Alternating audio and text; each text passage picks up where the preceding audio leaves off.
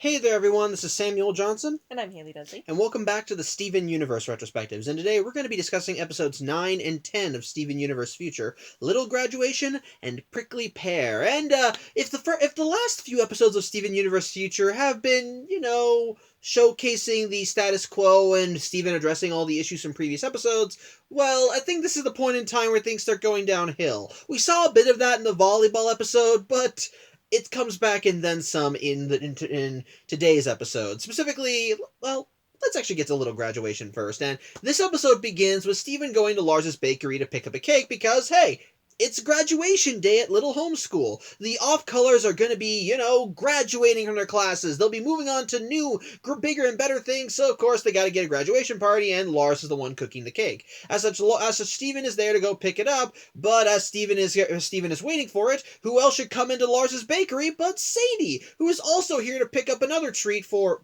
What do you remember what it was? Mooncakes. Yeah, mooncakes. She was there to pick up mooncakes. When Steven sees it, he's all happy and overjoyed that he, Lars, and Sadie are now spending some time in a restaurant together. He's like, oh, it's been so long since we had a moment like this. And Lars and Sadie, well, they start exchanging small talk, and Sadie mentions how apparently she's been dating someone by the name of Shep. Which, when Steven hears, is like, wait, who's Shep? But yeah, they don't really kind of acknowledge that question as immediately Sadie asks what Lars is doing as he talks about what do you remember that one? He was just talking about how he was looking forward to being able to go off with the off-colors again. Yeah, which shocks Steven further, which basically the conversation does have a bit of awkward tension to it between Lars and Sadie, but overall they're able to work through it, and so Sadie's able to pick up her mooncakes as she just exits, which even Steven's like, wait, why are you leaving? And so Lars talks about how he's just like he just wants to kind of move on with his life. It's because, well, he set up this bakery and all that, and he's proud of it, but there's just so much he still wants to do, and so he wants to go off and do his own thing. Which he's going to leave the bakery in the care of another gem, which I think Blue Lace, was that her name? Blue Lace. Yeah, Blue Lace, which is a gem that was working for him, and so ultimately he just wants to move on to other things. Even saying that, hey, well, maybe Steven will want to eventually do that as well, since he's helped establish a little homeschool now. So hey, it's got a good footing. He can probably go off and do something else himself. Which Steven is a little hesitant to even kind of consider that offer, but he does take the cake that Lars made, and he does leave. As such, the episode cuts ahead to that evening as we see the graduation in full. There's a stage set up on the beach. We see the off-colors all there wearing little graduation caps. Steven gives a speech. We see Sadie, Lars, and all their friends out there to celebrate. And Steven gives this big speech about how they're moving on to all these newer, bigger, and better things. But Steven himself is just kind of stuck in one place. As such, after the off-colors do that little thing with the ribbons on their hats, so they throw them into the air, graduation ceremony complete. So Steven goes and socializes with everyone, and it's here when he finally meets Shep. And what I love is that the instant that Steven meets Shep, he's just like low-key hostile to them. You could have swore that they walked up and kicked a puppy on their way to meeting Steven, but yeah, it's not like outright angry. It's not like, what are you doing here? It's more like, hey, nice to meet you. So you two have been dating for 2 months, huh? You don't really get to know someone unless you get stranded on a desert island with them. But so yeah, while Shep is just being all nice and friendly, Steven is just like low-key giving them the stink eye. But ultimately, while Shep and Sadie can pick up on this subtle hostility, they don't really acknowledge it because it turns out they want to go do and perform, because apparently they're going to be doing a performance on stage, which Steven's confused by because he thought that Sadie Killer and the Suspects would be doing that, but Sadie says that she wants to do something with Shep. As such, they go on stage and they actually do perform a song called Looking Forward. It's actually a pretty nice, very calm and pretty soothing song. It's really nice. Although, before they do that performance, sorry, I'm kind of jumping a little forward here, Steven actually did kind of sit down and talk with more of the teens. Specifically, he talked with Jenny as she reveals that the rest of the members of the Suspects have been off kind of doing their own thing. Apparently, Sour Cream has been working as a DJ in Empire City. Buck Dewey apparently is getting ready to go to medical school, and even Jenny herself is doing her own little home business where she makes little jackets for phones. they have little pockets with little phones in the pockets. Yeah, I think it's one of those. I feel like it's one of those niche things that only certain people would like. But even Steven's like, "How would you have the time to do all this stuff?"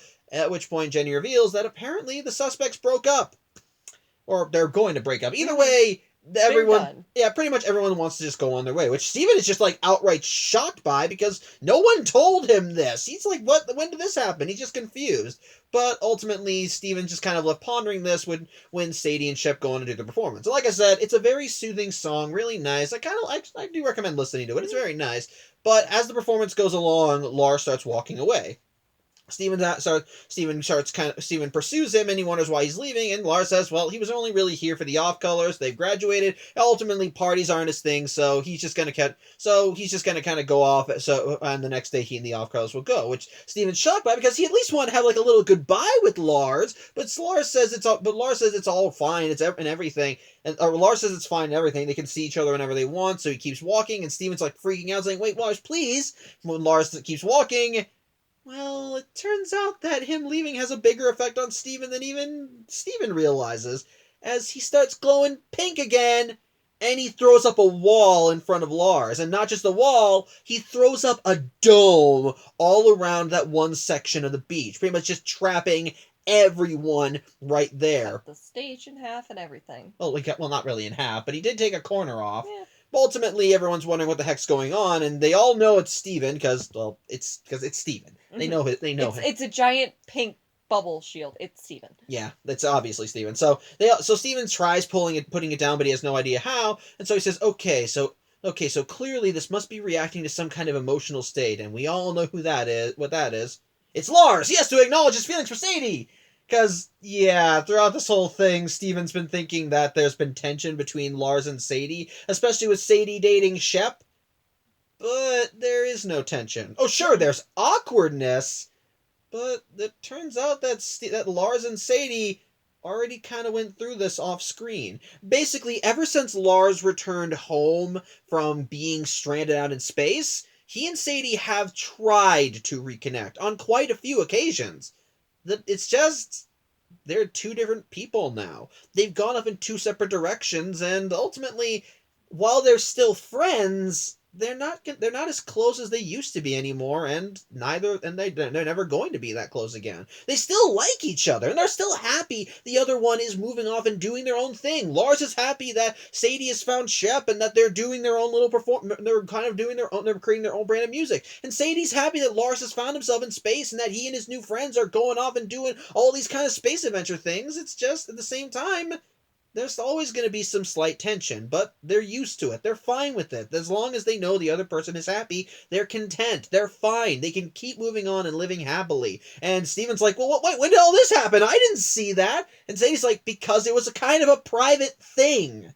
Which, yeah, it does lead to a funny, awkward silence, which, as a result, immediately everyone realizes that if it's not Lars' emotions that are the problem, yeah.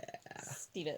Yeah. At which point, when everyone looks at him, it's like, is it feeling a little claustrophobic in here?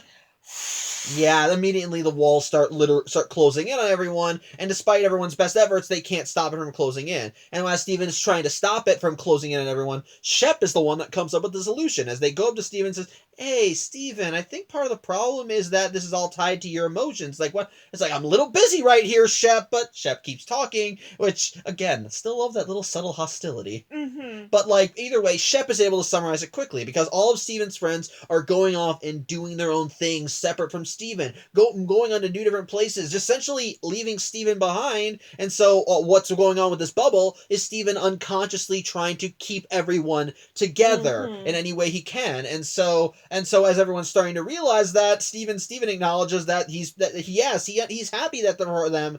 It's just that he can't help the fact that he knows they're leaving, and he's never gonna stop missing them, which everyone's touched by, and they tell Steven, it's okay, you're gonna miss us, we're still your friends, we're always gonna be your friends, no matter how far away we are, and we are always gonna care about you. Which, that seems to do the trick, as with after that little tender moment, Steven starts calming down, and the pink hue wears off, and the walls disappear. So, No one was killed, which is good right in the nick of time because everyone was very smushed together by the revelation. But ultimately, yeah, everyone is safe. No one was physically harmed. Maybe there are emotional scars, but either way, everyone's learned to accept them because literally the instant the danger is past, everyone's like, okay, later, and just goes off. But as such, as everyone leaves, Steven does kind of. Lars tries giving Steven another farewell, but Steven is still kind of dealing with the negative emotions, which even Lars is starting to realize that maybe Steven could use a little bit of comfort here, as he actually tells Steven, hey, it's okay, hey, you can see me whenever you want, it's alright. At which point, when he realizes that Steven kind of is still feeling like crap, he pulls him in for a hug. It's actually pretty nice. Although before that little moment, Steven was able to go up to Sadie and Shep, and it's clear that Steven's starting to drop the hostility towards Shep because even he acknowledges that the music that Shep and Sadie were making was genuinely pretty sweet music, and so he asks if they have a copy, and so Shep gives Steven a tape deck because, well, they are prepared for this sort of thing. But either way, after they're going, that's when Steven that talks with Lars, and it's during that conversation that he mentions that maybe he won't be in charge of Little Homeschool anymore because, well, he doesn't think he likes graduations. As such, the episode ends as the Gems welcome a new class to Little Homeschool, but Steven starts to realize he needs to kind of move on to something else. And so the last thing we see is Steven taking the Dondai out to some quiet part of the forest as Looking Forward plays in the background. And ultimately, we see Steven looking up into the stars as he starts wondering, what does he do now?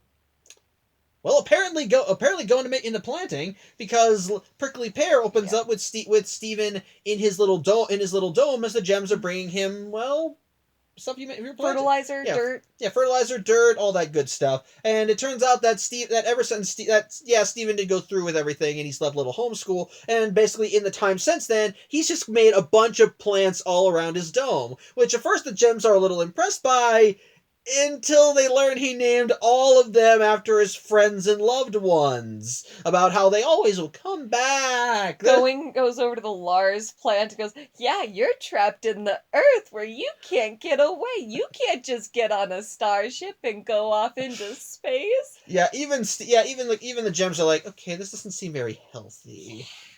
No. As such, while Steven kind of picks up on that, they do kind of let lead Steven to his own devices, though Garnet warns Steven that he might need to keep an eye on his cactus. As such, Steven goes over to his cactus, and he starts thinking maybe this isn't the right thing for him, but as he cuts out a bit of the cactus and tries putting another plant, he ends up kind of pricking his finger on one of the cactus needles. Yeah, and, well, as you do when you prick your finger, he sticks his finger in his mouth, but the thing is, remember he has magic saliva! And then he had to go and touch the cactus again. Yep. So that's ultimately planted, and yeah, like any other plants that Steven would typically touch. That sounds dirty, but either way, ultimately, like most plants, it comes back it actually starts coming to life. Which Steven's like, he was like, oh my god! At which point he brings the plant down and the cactus down and shows it to the Gems, who are all as amazed as well, though what I love is that earlier Steven said he did all of his planting without using his magic saliva, and so when they see this thing brought to life, Amethyst said, I thought you were never going to use your magic saliva. And Steven's like, yeah, but I must have gotten some of this cactus by mistake. And she just narrows her eyes and goes, a likely story. Suspicious. It's great. But ultimately, everyone decides to call the Cactus Steven because because its head kind of has the same round shape that Steven's does, or the shape of his hair anyway. Mm-hmm. And so Steven starts taking the Cactus Steven out to socialize. He takes him out to the beach to get some sunlight.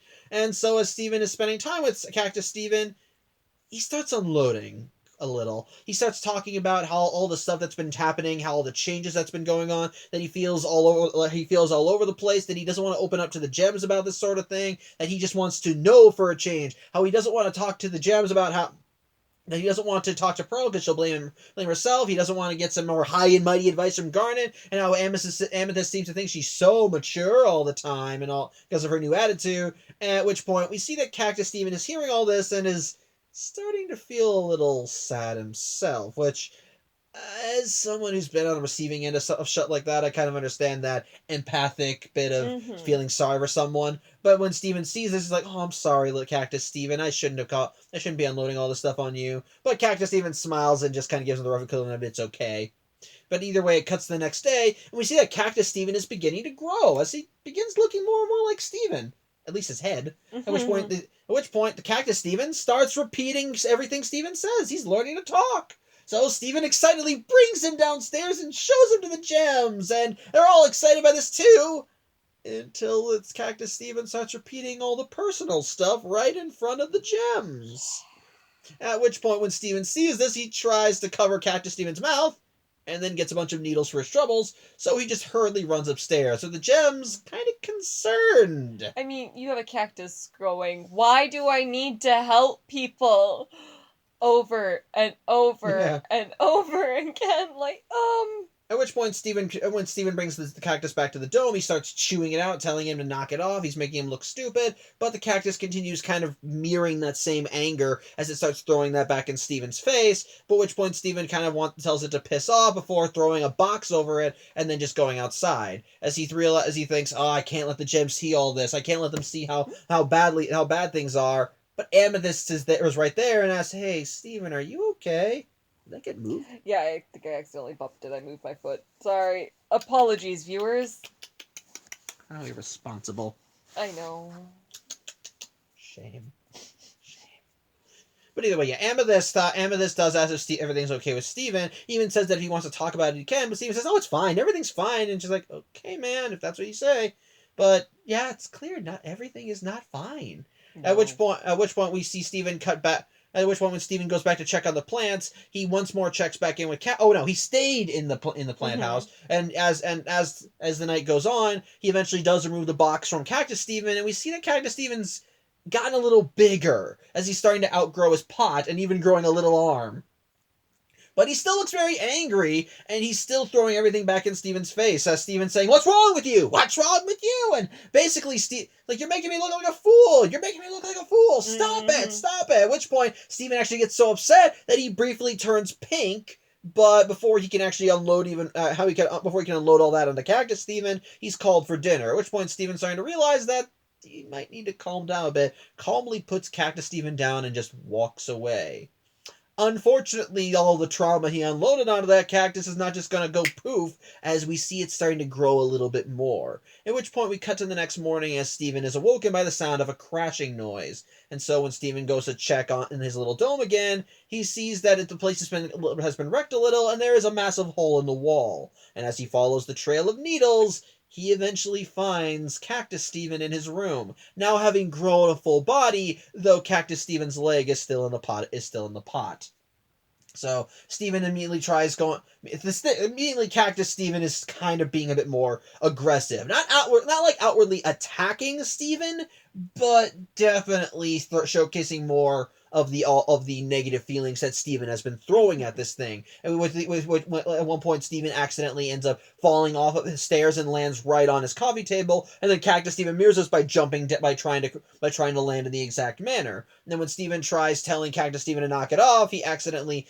I think he tries pushing him away, but then he gets needles on his hands, so he tries shaking it off. Cactus Steven mirrors this by shaking his own hands, which throws more needles at Steven, but Steven's just getting more and more aggressive with this thing, and basically the more Cactus Steven pushes, the more Steven starts fighting back, even summoning his shield and throwing it at this thing, even slicing into it. At which point, Cactus Steven begins returning this aggression, and they get into a proper fight. Unfortunately, as this fight goes on, the crystal gems are walking up as they're coming home, and when Steven sees that, he immediately tries shooing them away, saying, "It's okay, everyone, everything's fine. By the way, maybe you guys should come back in maybe 2 hours when everything's going to be calming down. Bye!" And so he runs in, but what Steven fails to realize is that he has windows. Yeah, it's a greenhouse. It's all windows. Yeah, they can. The house is not a greenhouse, but it has mesh windows, I Well, guess. yeah, no, but the greenhouse. Oh, right, no, they moved inside. Yeah, Yeah. no, the house. Yeah, it has windows. It's a beach house. It's Yeah, windows they can see that Steven is fighting the cactus. Mhm. At which point they rush in to try and help Steven, but it's at this point where Cactus Steven starts repeating the more personal stuff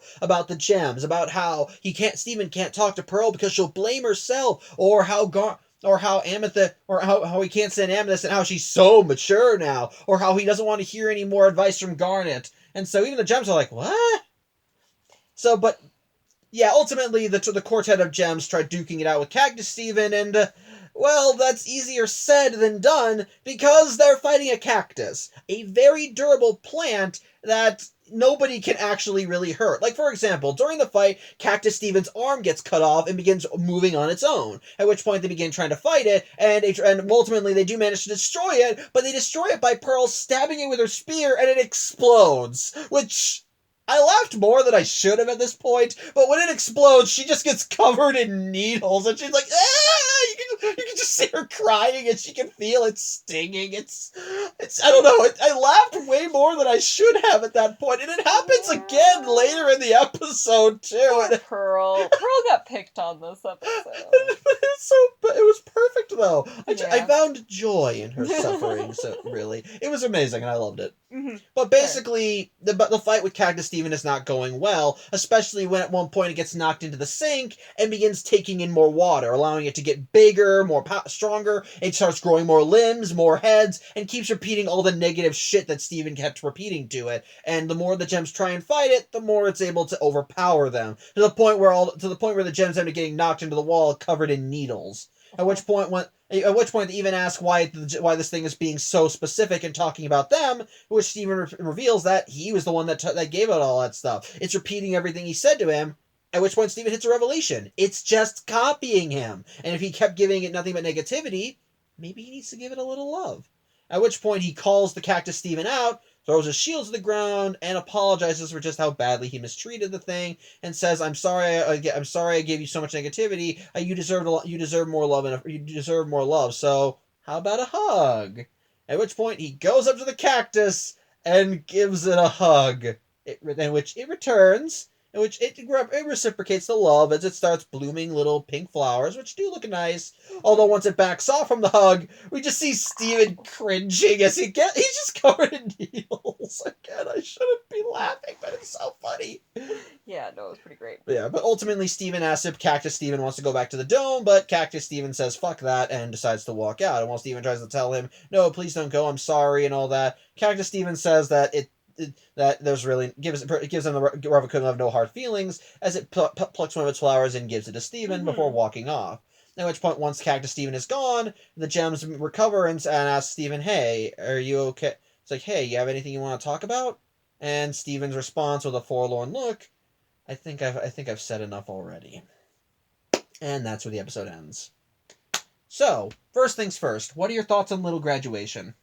I thought it was a good beginning look at, Steven being aware of the fact that, hey, maybe I have issues outside of what, has been galactically going on, or, taking care of the town, or relating to other people, and maybe these issues are specifically about me and internal. But I don't think he's at that level of awareness yet. Not even in, Prickly Pear. Prickly Pear, the cactus one, like that, this close to the point. Both these episodes, he's this close to the point and he still misses it. Like when Shep is standing there saying, in Little Graduation, when Shep is standing there talking to him about stuff, he's like actively going, trying to explain, hey, maybe you're starting to feel abandoned because of your friends have all told you that they're planning on leaving and there's all this change going on, and maybe you're just having a hard time with that. His reaction was immediately, no, and he never actually acknowledged that, yes, that is exactly what was happening. He just kind of dealt with the problem, was like, okay, I'm good now, everything's fine, everyone go about your business, no problem. Yeah. But, yeah, no, I liked it. It's just, I feel bad for Steven. Steven needs a hug and, yeah, 72-hour hold. Yeah.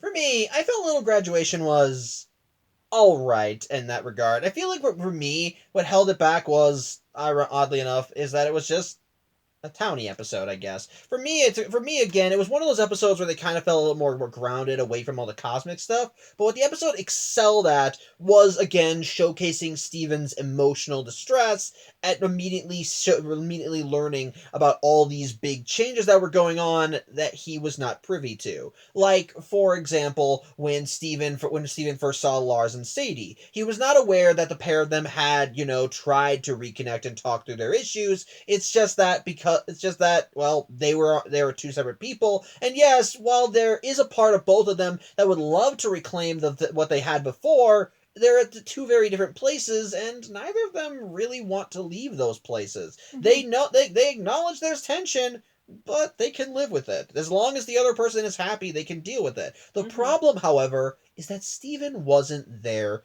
to witness it, which actually makes sense because it feeds kind of back into Steven's own issues because at every major point in when Lars and Sadie had problems or were dealing with something, Steven would always rush in and offer a hand of aid, whether that was wanted or not. But he would always be there to help kind of push them in the right direction and help try and get them to become better people. It's just that now at this point the point that this episode is taking place, Lars and Sadie have gotten to the point where they don't need Steven anymore. Yeah, they still have issues, but thanks to Steven's gentle pushing, they're now better people. They can now handle their emotions better. They can now deal with whatever problems that come their way. And if anything happens if anything happens like the tension that Lars and Sadie still have with each other, they can work through it in a rather healthy manner that doesn't involve, nearly dying or dealing with some of Steven's cosmic whatevers. So they have grown. It's just the problem is Steven can't wrap his head around the fact that things are changing without his help. Because that's kind of a thing with Beach City. Steven has been there for all these major changes, all these things throughout the city, and now things are changing without him, and he's starting to feel left behind. He's starting to feel like that he's not needed anymore. And it kind of even comes back together when he meets Shep, who he has never had any experience before. The first time he ever heard about Shep was when Sadie mentioned them when she said that they had been dating for 2 months now. And once Steven meets Shep, immediately he's just kind of, like I said, he was just like low key Mhm. hostile to them for no reason except for the fact that they were getting in the way of his ship. Yeah, I mean, even when they were coming to him and were like trying to be like, "Hey, I think I see what's going on here," and we're actively right towards the end of the episode, Steven was like, "Not now." Like he was, if They it were, weren't Cartoon Network, he would have said, "Fuck you, go away." yeah, pretty Um, much. yeah, no, it that is definitely a thing, and I appreciate the to go off of what you were talking about with the whole Stephen like now not being a part of all of the little bitty intricate bits of the town and everything like that, in the sense that he was actively going to all of these people, visiting them every day and all that, and then he went away to space and stuff, and that Plus, that he's kind of running Little spread. Homeschool now. Yeah, but like even before that, he literally like for months was one kidnapped to space, came home, went back to space to finish and resolve all the issues, and then to figure out what to do about the diamonds and all that. Came home again, Spinel, went back to space for a few weeks, and then comes home again. That's like at least 6 months of just not being in your home.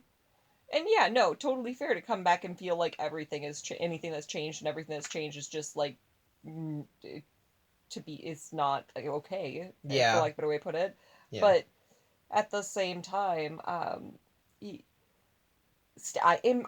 of the opinion that Sadie's and Lars, for example, for specifically for this episode, Sadie's and Lars have never really been a good fit for each other. No, they were not. They were. It I feel like worked better as friends than as a couple. Yeah, no, 100%. And Steven was the one who kind of tried to force that issue. Like Sadie's had a crush and Lars kind of sort of had a crush, but not really. Like Lars was far more interested in the companionship than he was in the actual relationship, which fair. Yeah, Um the only one who really saw them as a couple was Steven. yeah, And the only one who really had a problem with the fact that they broke up was Steven. yeah, The only one who really had a problem with the fact that Lars was like, "Hey, I would love to be able to go back to space," and Sadie and the suspects broke up was Steven. yeah, Um, that being said, he reflects it all out as a bigger and external issue. It's not an internal thing. It is, oh my goodness, the world is changing sort of thing, and how yeah, will the city go on as a whole? yeah, Which, fair to a certain extent, but at the same time, like, Sadie wasn't in town for months before this. Like, it's not like he was seeing her every day. Lars literally just got back from space. Like, yeah, all of these people have been doing their own thing, and it's been okay, and everyone has still been communicating with each other and everything. Um, but now because Steven's own role in the whole cosmic scheme of it has been messed with, and he's no longer the guy for like that's going off to do all the fighting. He's no longer one of the crystal gems for their de facto leader, for lack of a better way to look at it. It's it's now, much more poignant that they're not going to be there. It's more, like, ooh, what is if I am not required, if I'm not needed in this whole, like, if I don't need Lars to be the other end of my portal in order to be able to get things done, um are they going to talk to me? Yeah, that was ultimately the biggest issue too. Because Mm-hmm. the thing with Steve, because ultimately, while Steven says he's happy for them moving on, at the end of the day, Steven wanted to still be involved in all Mm-hmm. of in everything that they've been doing. And so as he started hearing about all these things that were happening, and all of them happening at once, at least from his perspective, it was overwhelming because like we Mm-hmm. said, Steven was always there for these things, and now his role in all these things has been lessened, and so in a way it's like he's losing control of the situation. He's trying to still maintain some semblance of control over these aspects of his life, whether he's consciously aware of it or not. And so as he sees things just kind of spiraling and moving on without him, he's just trying to hold on to whatever he can, which ultimately is what leads to the whole bubble thing, as he starts subconsciously trying to hold everything together because he's trying to still maintain the same role that he had before. Because he sees that there's still a little bit of tension there. It's just that he's failed to realize that it has nothing to do with him, that he doesn't need to be involved with it, because that is just a non-issue. The tension that's there is just no, it's just awkward tension. Sadie and Lars are two very different people now, and they've moved on with their lives. And that awkward tension comes from the fact that they both want to reconnect, they just can't. They're in two very different places, but they're content with to have that tension as long as they know the other I person is happy. honestly, I wouldn't even say that they're necessarily even, like awkward with each other per se. Because like Lars, when they get to the show, Lars is just like, yeah, no, I'll go say hi to Shepard and Sadie. Like he has Yeah. no problem with it. When Sadie goes into the donut shop, she has no problem starting up conversation with Lars.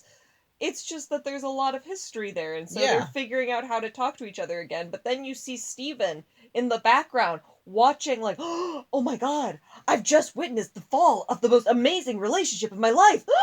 Yeah. Like, he's freaking out so hard And that. he has to be the hero. Mhm. Like that's exactly it. Like going back to the scene, like going back to when Steven was preparing for the little graduation, he saw Sadie come in with Shep, and then Sadie and Shep went off to go mingle. At which point Lars comes in, and Steven tries holding Lars back and say, "You don't want to go over there. Shep's over there." It's like, "Oh, okay, I'll go talk to them." At which point Steven's like, "What? Why are you so okay with this?"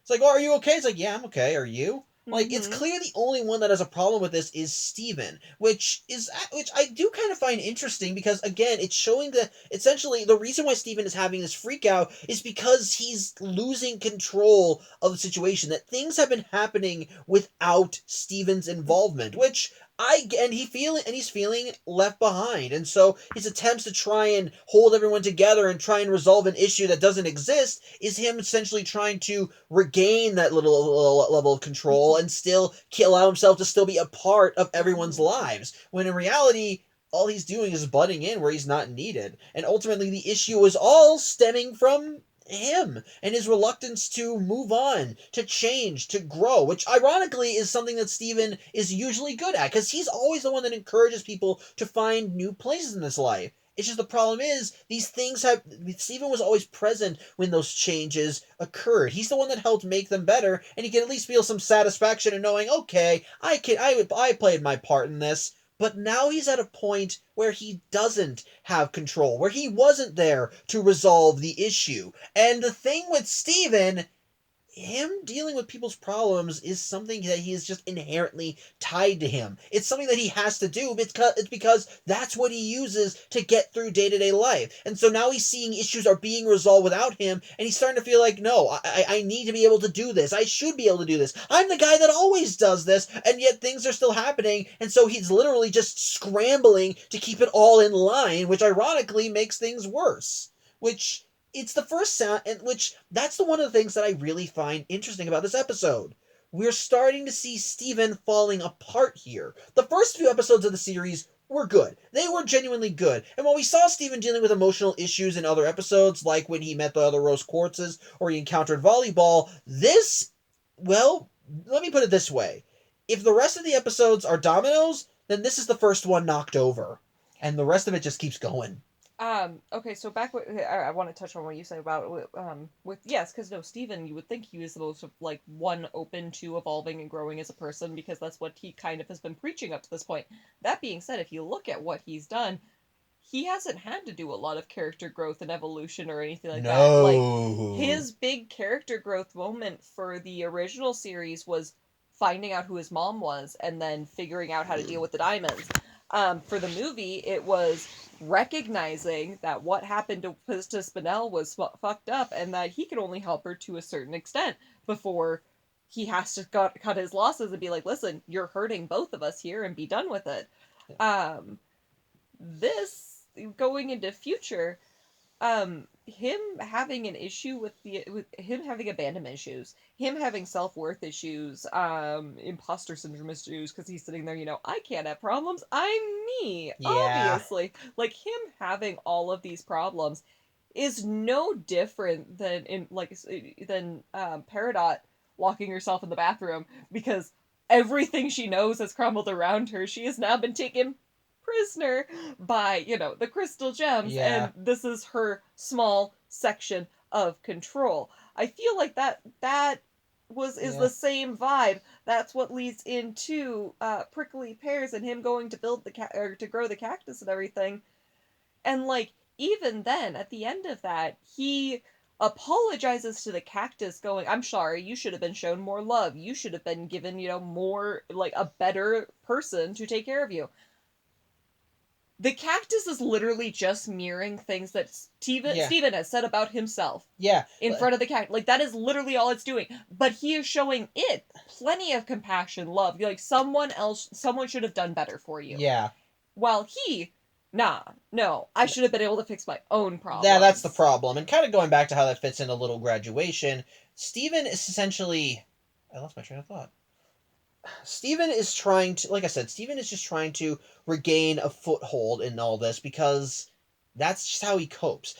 Going back to what you said about Steven and how little character development he actually had. I will say this: he did get character development in the original series because in the beginning of the show, Steven was very much a bright-eyed, curious, and honestly kind of naive child. He looked at the crystal gem. No, let me finish. When he looked at the crystal gems, he thought they were just like superheroes who fought monsters and helped people. But then little by little he started seeing more serious nature and started realizing just what kind of work the crystal gems did and what kind of person you had to be in order to deal with that. And it allowed him to start accepting more of the more serious aspects of the job and allowed him to mature. But then on top of that there was his identity issues with Rose. Would he be able to live up to her standard? Would he be able to even do what she did? Or was he even himself? Was Rose still in there somewhere? And ultimately, by the end, that was resolved as well. As she got knocked off of her pedestal, and Steven was able to come, and with what White Diamond did by pulling out his gem, he was able to come to terms with the fact that it was all him, and all that stuff. But the problem is that Steven still has issues that he has yet to acknowledge, because all of those issues were just him kind of coming to terms with certain aspects of the life he was living. Let me rephrase then and say that it's emotional development, because you are right, he does mature in the sense that like you can totally tell that he is a younger sort of a soul from the beginning of the series to the end of it. That being said, the child never once thought about, What did he need? Yes, what did he need? But aside from that, like, why is he responsible for taking care of his mom's mess? Yeah. Like, yes, he told he can tell the diamonds, inform them, hey, I am my own person, bye, and call it a day there. But like, why is he the one left to clean up to comfort Spinell? Why is he the one who is supposed to be, putting together the whole the little homeschool? Why is he the one that is doing all of these things? Why does he feel that need to be that person? Exactly. He never asks himself that. He never asks, why am I the one, I believe at the beginning of the series he starts out as like 10. No, 13. 13, okay. Right, he hasn't grown since he was 10. 13-year-old child, why is he the one who is the unofficial official leader of the Crystal Gems? Like, yes, Garnet is, in the sense that she is the one who is doing all of the battle planning, decision making, and everything like that. That being said, if Steven goes, I think I have a mission, and it's an actual sort of kind of mission, they'll go for it. Yeah. Like, it doesn't even have to be like a super intense one. They'll go for it just because it's Steven. Yeah, it's Steven. And he never asks any of the self-exploration questions, the introspective questions that he does not. He does not want to acknowledge those type of feelings, and that's kind of reflected again in this episode because the thing is, I'll talk about actually. I'll bring it up now. When it comes down to Steven and his personal issues, he doesn't ever want to acknowledge them.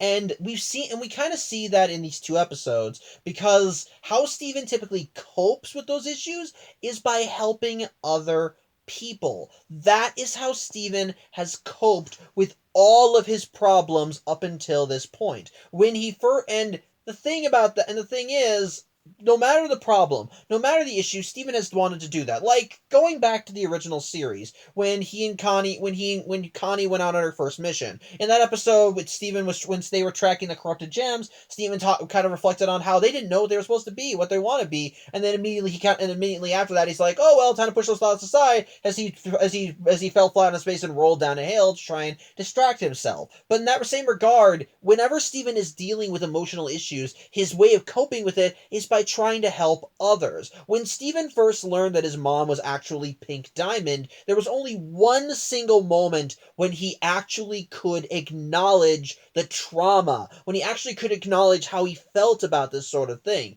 And that's when he and Amethyst were sitting down at Fish Stew Pizza and she asked him, "Are you okay?" And even then, while Steven did talk about his issues for a little bit, he immediately deflected and said, "But this isn't about me, it's all about Ruby." And then when Amethyst tried to make the issues about Steven again, he immediately saw, "Oh, you're dealing with something too. We need to talk about that instead." That's how Steven copes. And the thing is, from the instant that Steven learned that his mom was Pink Diamond, he has never had a moment where he has been allowed to cope. When Steven first, because immediately after Steven and Amethyst had their heart-to-heart there, and Amethyst assured Steven that she's not going to dump all of her issues on Steven, she'll be there for him because they're friends for life. Then immediately after that, they found Ruby. They helped her gain emotional growth. Then Ruby proposed to Sapphire, and they got married. And of course, and in between all that, Steven went and got Bismuth and made up with her. Immediately, Ruby and Sapphire got married and became Garnet again. Then the Diamonds attacked. Steven convinced them that, "Hey, I'm Pink Diamond's son." Then he went with them to Homeworld to find White Diamond so they could convince her to come home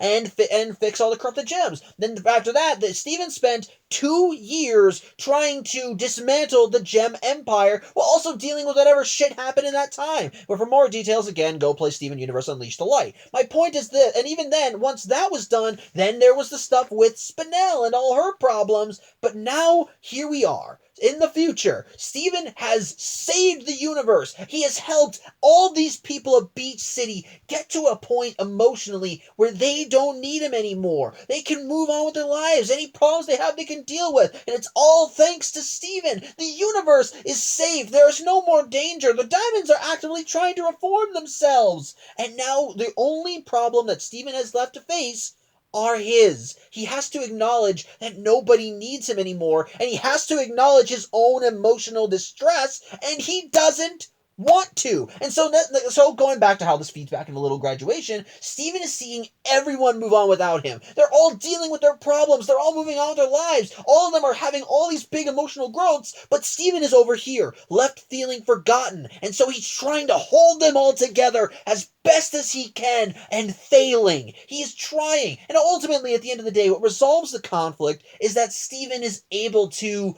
actually come to terms with the fact that these people still care about him and they still want him to be a part of their lives. And that ultimately gives Steven enough emotional catharsis that he's able to calm down and ultimately drop the shield. But the problem is that Steven still has no idea what to do. Even by the end of the episode, when he leaves Little Homeschool, he's just left wondering, what can I do now? There's no problems left to solve. He's not in charge of Little Homeschool anymore. There is nothing that requires his attention.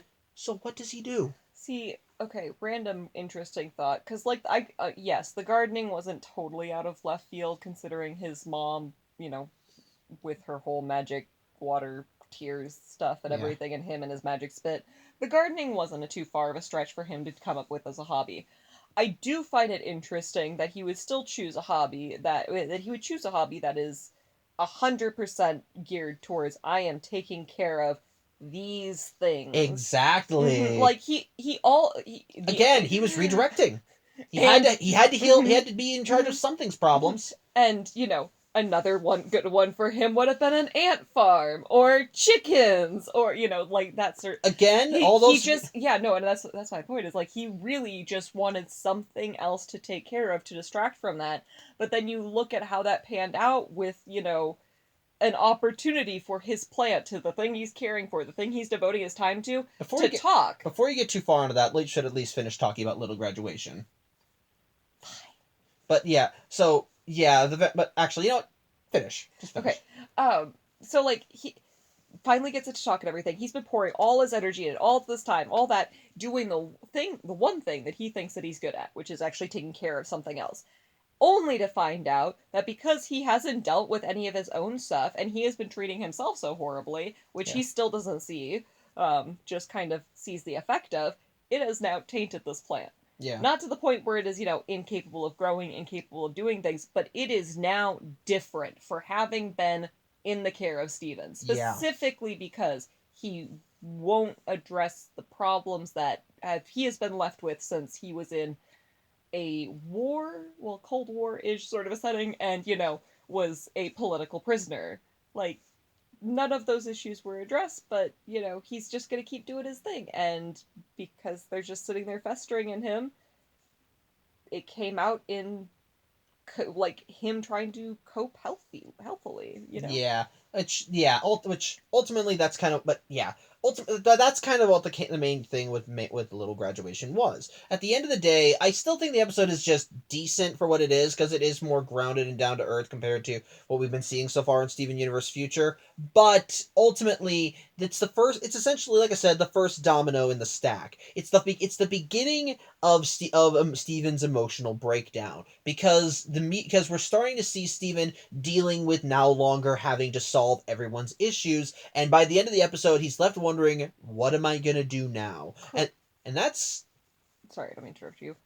I was just gonna say, correct me if I'm wrong. Isn't this like the first big lull? Like, Little yeah, it Graduation is is actually the first big lull. It is the in first whole big lull. story. It's the first big lull. Like, again, we've seen Steven dealing with emotional issues in previous episodes, but even then those are tied into other problems. Like when he first displayed his pink powers, it was establishing the new status quo and he was in charge of Little Homeschool at that point. So he was still dealing with all that, and even then he was trying to kind of, get Jasper to open up a little bit more. So he was still dealing with other things, and for him at the time, the pink power up was just that, a power up, and he was wondering, okay, this is something new about me that I should probably learn about. So that was something else. And then likewise after that was Steven dealing with the gem temp work stuff, which led to more hijinks. But even in that regard, when Steven was dealing with issues, the negative issues ultimately was, again, he saw as a different power, as that gave him the extra, it gave him and Amethyst the edge they needed to help people out. And then after that, he was talking with he saw the rose quartzes, and he did deal with some emotional catharsis there, but mostly because he wanted to actually be on good terms with these roses, because he was realizing that him being so distant was actually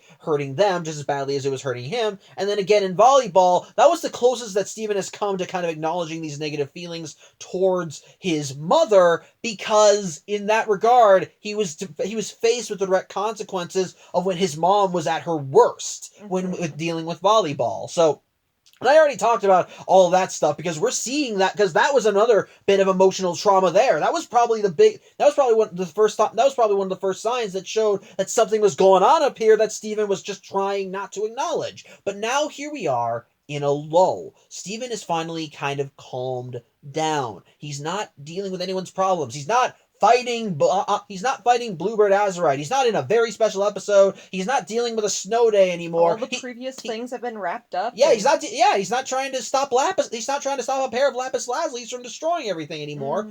He's finally in a lull. There are no problems anymore. Gotta make one. And that's ultimately the problem.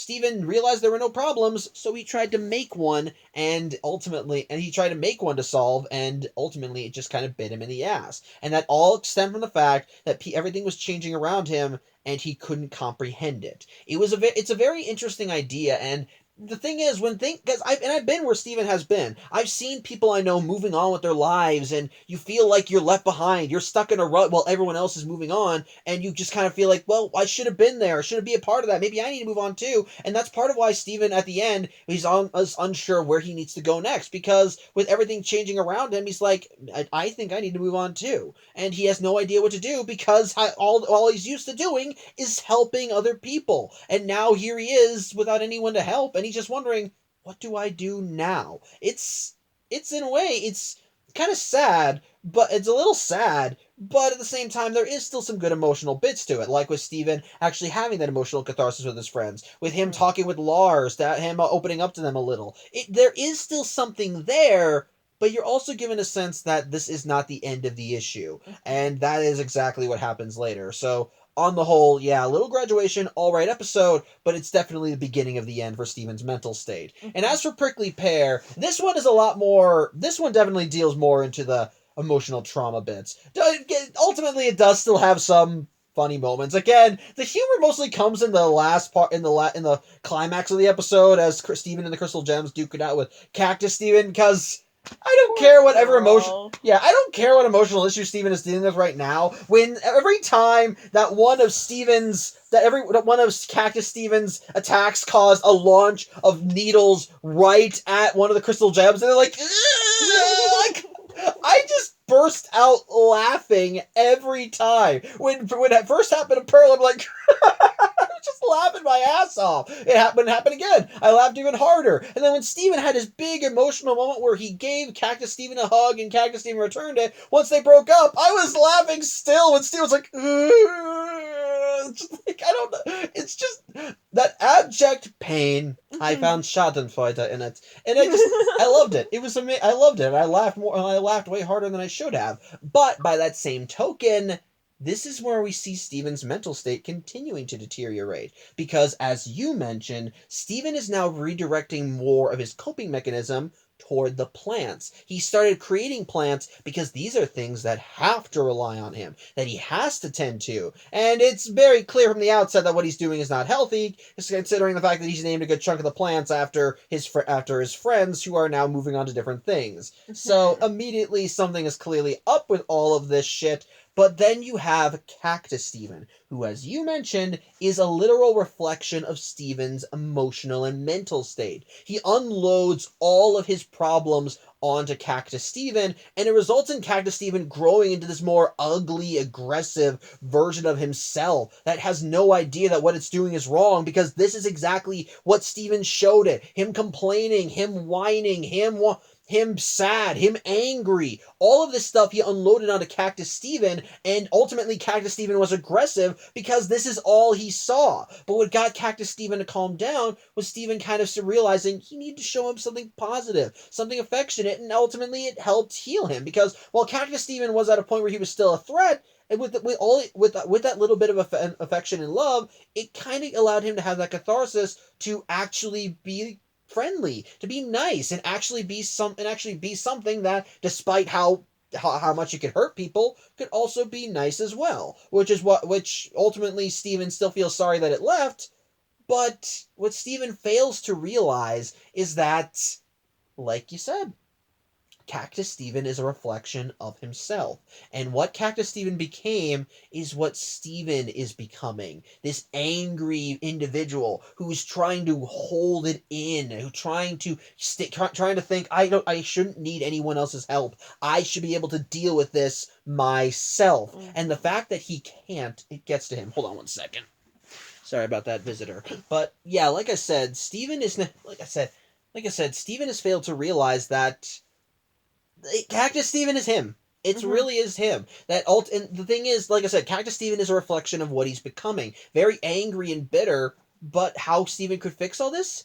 give himself some self-love. Give himself, like, allow himself to actually realize that he does need something good. And the thing is, it's not like the crystal gems are unwilling to give Steven that kind of aid. Because throughout the episode, as Cactus Steven begins repeating all these negative things that Steven did, even the crystal gems realize, okay, maybe Steven's probably dealing with something right now. Because even Steven says, he's repeating everything I say. And then when he starts saying all these harmful things, they're like, Steven, are you okay? Like, Pearl's face is one of the most concerned, sincere concerned faces that she has. Not that she is not sincere and concerned most of the time, but like, she looks genuinely terrified when the Cactus Steven starts to talk about stuff.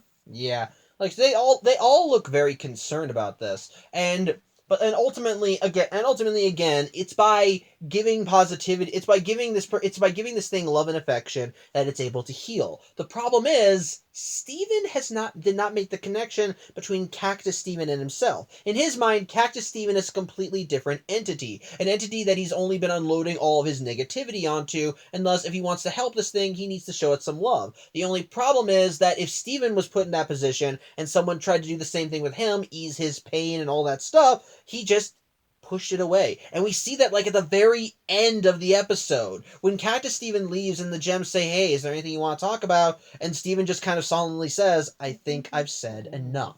Yes. Like, that immediately shows that Steven has not gotten the message. No. Steven, like, if anything, Steven's probably learned the exact opposite lesson from all this. Because here he was unloading all of his trauma onto this cactus, and then it turned into a monster. So if anything, this doesn't encourage Steven to talk about his issues. That last line to me said, you know, I was the one that messed up that cactus monster. I was the one who took a creature that had sentience and made them hateful. Yep. Like, this is all my fault sort of a tone. Like, yeah. In my opinion. And ultimately, rather than realizing, okay, give it love and it'll heal, he instead decided, I just need to hold it in more, because if I let it out, it's just going to cause more problems, which is ultimately that just further pushes Steven into a dark corner, because now Steven is less willing to share his feelings with people, because, well, he just saw this thing created from all of his negativity, and it kind of solidifies that thing that's been following Steven through every single series up to this point, that his other people can have problems. Steven cannot have problems. No, Steven's supposed to be perfect. And anyone who has problems, while Steven is trying to help him, is because Steven fucked up. Yeah, and ultimately, not true, but here's the thing, what makes it even worse is that Steven. Remember how I said earlier how Steven put his mother on a pedestal? Well, now Steven's putting himself on a pedestal. He's supposed to be the guy that everyone's supposed to come to for help and aid. And now he's having issues, and he doesn't want to deal with them because he's Steven Universe. He helps people. He saved the universe. He doesn't need help. He's the big guy that everyone needs, that can help everyone else. I mean, think about that shift. He went from putting his mom on a pedestal because she is, like, the revolutionary of all revolutionaries for an entire planet, and then going into finding out she was actually the suppressor and the one who was, like, supposed to destroy the planet she was on, faked her death, and let millions of gems die for, fighting for her against her, against her herself. sisters for her own death. Yeah. He went from having someone worthy of aspiring to having to be the one to redeem her. And basically, ultimately, at the end of the day, Steven is just little by little creating an unhealthy image of himself. And that's what we see reflected in Prickly Pear, as we see Steven trying to cope with his emotions and just getting worse. Again, pause. Okay, so... But, yeah, no, just that he went from having someone who was worthy of aspiring to having to be the one to redeem that person, to trying to be aspirational, and then all of a sudden not having any way to prove how aspirational he was. Exactly, and that kind of also feeds into why he is trying to deal with this all on his own, because he's supposed to be the one that fixes all the problems, and now here he is dealing with something clearly emotionally taxing, but he's like, no, I'm the guy that fixes everything. I can deal with this. And so even when presented with opportunities to heal himself, or when people do start showing concern for them, he just kind of knocks his head like, no, it's fine. It's fine. Everything's fine. I can deal with it. It's all good. Mm-hmm. So it's very clear that Steven, like that while Steven is starting to realize that something is wrong, it's still further getting to him because, well, he has nothing to distract him anymore. And ultimately, rather than trying to open up to other people and tell them, look, something is wrong, look, something is up here, I need to talk to someone, rather, he starts pushing them away because, no, he's supposed to be the guy that helps them, not the other way around. If he's dealing with a problem, he should be able to deal with it. Okay, so we have officially, I will say that we have covered his his need to help others and be of service to others very well. I will say, a little branch off that, his own insecurity, because he has a lot of insecurity issues when it comes to his ability to use powers, where his place is within gems, within humans, all of that stuff, which fair, totally fair. Has not had a moment at all to deal with any of that up to this point. Exactly. Just knows how to make himself feel valued. Yeah. And now the thing that was giving him value is no longer gone. Yeah. When you're an insecure person who attaches your value all on one thing and that gets even shook a little bit, oh my goodness, the whole world collapsed, because that's your entire intrinsical value. That is who you are as a person, is no longer worth anything. Which I think also feeds into what happens in the next episode, because that's in dreams, and oh boy, things happen there too. Although in that episode's case, he actually does find a little bit of catharsis, but that's for next week. Anyway, that is true. But yeah, otherwise though, when it comes down to Prickly Pear, I like it because I do like seeing Steven confront as we see a bit more into Steven's psyche as we see his mental state starting to little by little just get a bit more, just get worse and worse off.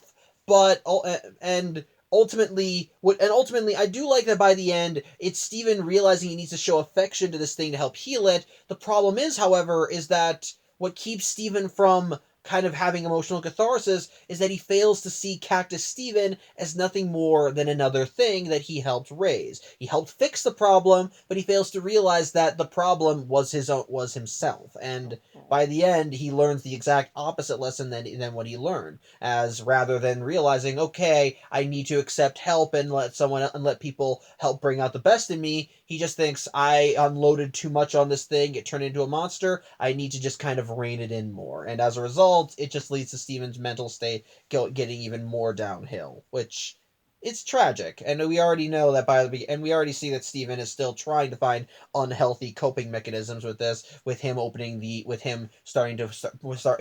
make his own little garden in his little dome base, because again, that's something he can help. Those are people that need him. And yeah, otherwise though, yeah, Prickly Pear, definitely a good episode. Very entertaining. It had a lot of good emotional stuff, good action, and again, the climax, I laughed too much at the climax.